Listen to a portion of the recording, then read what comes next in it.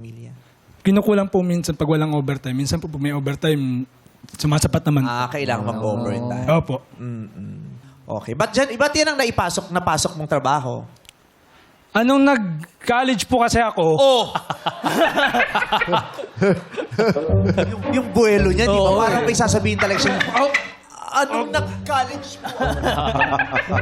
Isang gabing madilim at umakbo. Anong nangyari nung college ka? nag-aaral po ako ng college, nag-graduate po ng BSIT. O di congrats. Pasensya na, hindi kita nabati nun. Tapos po, nag-apply po ako sa mga magandang kumpanya. Puro po may experience ang Anong kursong natapos mo? BSIT po. BSIT. Sa anong eskwelahan yan? ICCT colleges po. Oh. No.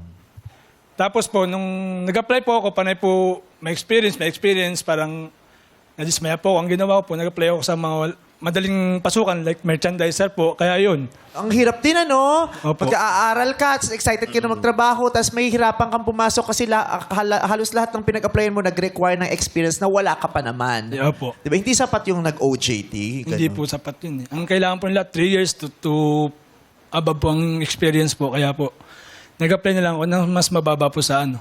Yung hindi mo naman pinag-aralan. Opo. Diba? Hindi ko rin po nagamit yung Kaya marami nakagraduate na wala pa rin trabaho. Oo. Diba? Dami rin hindi nakagraduate, nagtrabaho.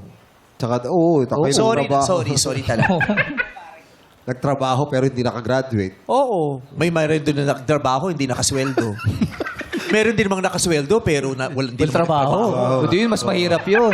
Diba? Diba? Ang sakit sa Pilipinas, Ang sarap. ang daming nagtrabaho, pero hindi sumusweldo ng sapat. Oo. Merong hindi pumapasok, pero ang laki ng sweldo. Diba?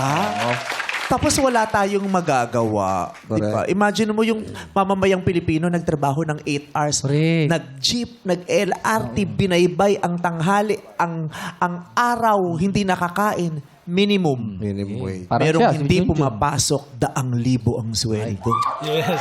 Tama po, tama po. But it's just not fair. And that's so alarming.